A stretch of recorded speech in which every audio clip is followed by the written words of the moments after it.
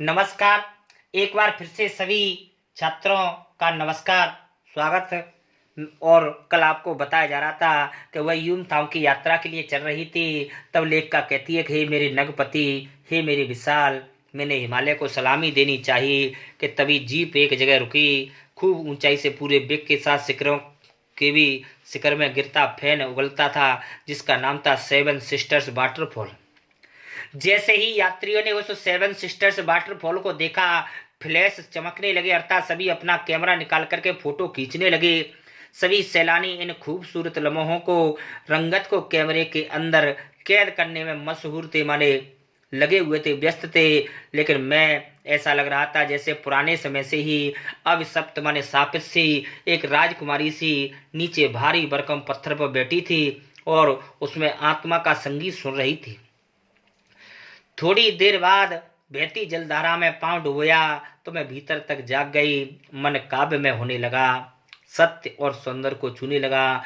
प्रश्न बनता है कि ऐसा कौन सा दृश्य था जिसे देख करके लेखिका भाव विभोर हो गई, उसका मन काव्य में होने लगा। तो जब लेखिका ने सेवन सिस्टर्स वाटरफॉल को देखा, हिमालय पर्वत की वादियों को देखा, वहाँ के शांत वातावरण को देखा, तो शांत वातावरण को देख करके, हिमालय की वादियों को देख करके लेखिका भाव विभोर होने लगी।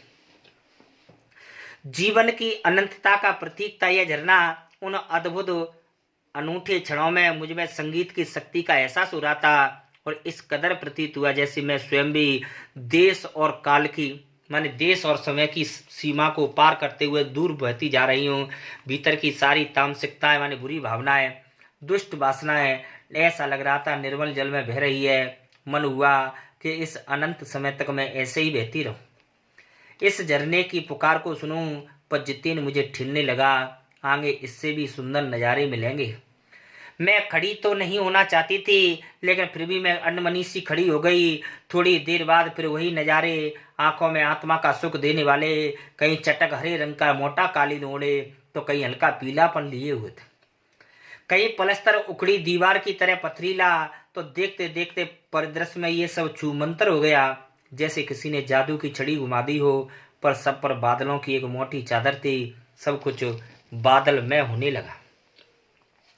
लेखिका कहती है कि मैं चित्र लिखित सी माने बादलों में या फोटो में छपी हुई तस्वीर की तरह माया और छाया के, माया मीन्स संसार और छाया मीन्स सौंदर्य के इस अनूठे खेल को भर भर कर आंखें देखती रही थी, क्योंकि प्रकृति मुझे सयानी बनाने के जीवन के रहस्यों को उद्घाटन करने पर तुली थी। अब यहाँ पर एक प्रश्न बनता है कि प्रकृति मुझे सयाना बनाने के जीवन रहस्यों का उद्घाटन करने पर तुली थी, कैसे भाव स्पष्ट करें। तो लेखिका कहती है, जब मैं यूमथांग के लिए जा रही थी उस समय हिमालय की प्रकृति में मुझे तरह तरह की नई नई जानकारियां प्राप्त हुई, नए नए दृश्य प्राप्त हुए। उन नई नई जानकारियों के बारे में ऐसी ऐसी जानकारियां जो जीवन में मैंने कभी भी प्राप्त नहीं की थी, वे जानकारियां मुझको प्राप्त हुई। इसीलिए नई नई जानकारी होने के कारण उसके अंदर चेतना आने लगी, ज्ञान का संचार होने लगा।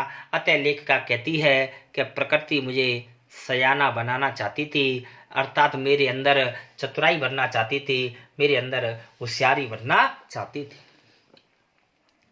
धीरे धीरे धुंध की चादर झुर्री हटी।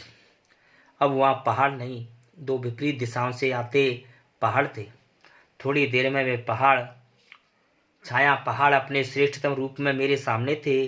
थोड़ी देर के लिए जीप मैंने रुकवा दी, गर्दन घुमाई, मजा आ गया। ऐसा लगने लगा जैसे कि मानो मैं जन्नत में आ गई हूँ, किसी स्वर्ग में आ गई हूँ। इतनी सुंदरता का मुझको एहसास होने लगा।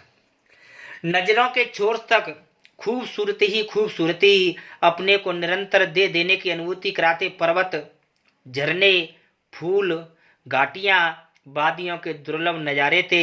वहीं लिखा हुआ था थिंक ग्रीन, माने अपनी सोच को पॉजिटिव रखना चाहिए, अर्थात हमेशा अपनी सोच हमें सकारात्मक रखनी चाहिए, ऐसा वहां पर लिखा हुआ था। पल भर में ब्रह्मांड में बहुत कुछ बदल गया। सतत प्रवाहमान झरने, नीचे वेग से बहती तिस्ता नदी, उठती धुंध, ऊपर मंडराते आवारा बादल, मध्यम हवा में हिलोरे लेते प्रियता और रूडोडेंड्रो के फूल, सब अपनी लय में तान में प्रवाह में बहते हुए थे और एक ही बात बता रहे थे, चरई वेती, अर्थात हमें जीवन में हमेशा चलते रहना चाहिए, चलते रहना चाहिए, चलते रहना चाहिए। समय के इसी सतत प्रवाह में तिनके सा बहता हमारा वजूद माने अस्तित्व। तब मुझे पहली बार एहसास हुआ कि जीवन का आनंद है यही चलायमान सौंदर्य। अर्थात लेखिका कहना चाहती है कि मानव जीवन में हमेशा बढ़ते रहना चाहिए। मानव को कभी भी अपने जीवन में असफलता को प्राप्त नहीं करना चाहिए। जब कभी भी जीवन में असफलता प्राप्त होती है, हमेशा जीवन में आगे बढ़ने का प्रयास करना चाहिए, क्योंकि पल पल परिवर्तित होती प्रकृति जो हमेशा आगे पल पल परिवर्तित होती रहती है, बदलती रहती है। ऐसे ही हमें भी अपने मानव जीवन को बदलने का प्रयास करना चाहिए। यहाँ तक आज आपको इस वीडियो में पढ़ाया जा रहा है, कल आपको आगे पढ़ाया जाएगा। तब तक के लिए नमस्कार।